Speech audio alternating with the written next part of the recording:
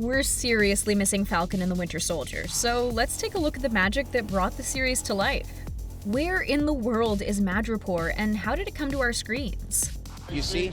That's what happens in Madripoor. How did the Captain America battle on top of moving trucks happen? What about how much CGI contributed to the Wakandan Battle? Let's take a look. For what? Sweet Jesus!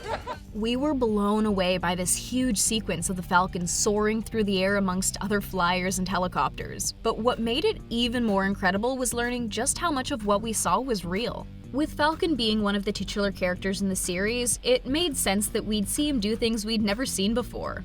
The series offered us the chance to see just how powerful he was, and well, we were definitely impressed. This whole sequence took a lot of planning, and it started with a step called pre-visualization, which looks like this. While doing this, they also had a real group of skydivers join them so they could research how the aerodynamics worked and to have reference to compare to while they were creating their own high-flying scenes for the show. All these flyers we see bravely soaring through the air? They aren't CGI.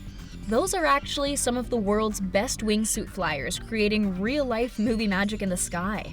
These flyers were also equipped with black magic and head-mounted cameras to capture as much footage as they could to use for reference and the show. What about the Falcon himself? Well, his physical body was CGI'd into the shots, but the face and reactions we see are all his. The crew set Mackie up on wires to film him in the sequence so they could incorporate his real body and face whenever they could. This was a huge contributor to making these shots look so convincing.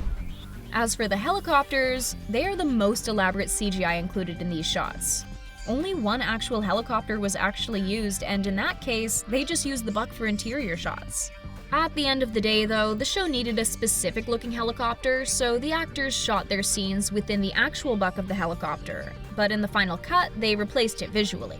So what is it we need exactly to create a visually stunning and dynamic sequence like this one? Well, first off, Mackie hooked up to some wires, add some stunt people, wingsuit flyers, and the very best of CGI. It definitely makes it more difficult to be able to tell what is real and what's been computer generated. The result is seamless.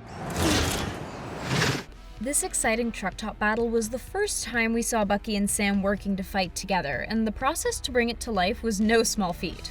Planning for this battle sequence against Walker's Captain America began about 8 months prior to shooting. It's a massive fight, and while Falcon could fly, there were a lot of layers and moving parts that needed to be taken care of for shooting the complex sequence. Loads of shots were taken for this in various locations and in different ways. Here we see them shooting on fake trucks only 4 feet off the ground. Then these shots on real full-size trucks. Not exactly what we see in the series. All of these backgrounds had to be digitally created so they cohesively brought the German setting to life. Fortunately for our Bucky Barnes, his time spent hanging off the bottom of a truck was all created by computers. Remember when Captain America fell off the truck? It was quite the tumble since he fell off in Atlanta and landed in Prague. The fall was shot in the US, and the shot that they cut to of him on the road is shot in Prague, meaning both backgrounds had to be redone digitally to show the German mountains and nature in the background. I know. The storyline of the legacy of Captain America and what it all means made for some fascinating content in the show, and we got to see some new versions of that iconic suit. We were definitely blown away seeing Sam in the hybrid Falcon captain suit. Part of what's so impressive is how flawless and perfectly fitted it looks. But in reality, it wasn't quite so. There were actually hundreds of visual effects added to hide these gaps around the cowl neck of the costume. How are you going to use it? John Walker's captain costume really stayed in line with the classic. The team said they wanted to ensure he kept the look while boosting the red to emphasize the arrogance of the character. We think they nailed it. One of the coolest battles is definitely this fierce and fiery scene. The actors did loads of training to learn all the choreography and techniques, so they were able to perform as much of the battle as they could themselves. We do love being able to see these actors showing off their amazing battle skills. This sequence is for the most part hand-to-hand combat, but of course, they include these giant metal spears. So intense. What's really impressive about this battle is that there's actually very little CGI used. As we can see in this footage, what we got is the real deal. And 3, 2, 1, stab. Madripoor is one of the most fascinating places we see in the show. It was definitely worth the months it took the team looking for it. While they were looking, their production designer Ray Chan was inspired by some back alleys in a small town outside of Atlanta, and there, they found Madripoor. It took a lot of planning, but the area wound up being the ideal place to contain the lawless and dark city. In their research, Chan found an area in Hanoi, Vietnam, where folks stepped out of their back door onto a track that went through, and for him, it felt exactly like Madripoor, so that's how this unique element was added. The bridge we see here? Inspired by a real bridge in Mozambique. We also have to give a shout out to the bar. It's an open bar. Which is a callback to the Bronze Monkey Club in the comics. These monkey skulls were created by tons of casts their production team made. Welcome to Madripoor, the land of small alleys of a small town in Georgia with a bit of Vietnam and Mozambique. That is why we're going to Madripoor. What's up with Madripoor? After spending loads of time finding the perfect place to shoot, Puerto Rico was the answer. Until there were 2 earthquakes and their plan had to change. After regrouping and choosing new spots to shoot, they chose to venture to Prague.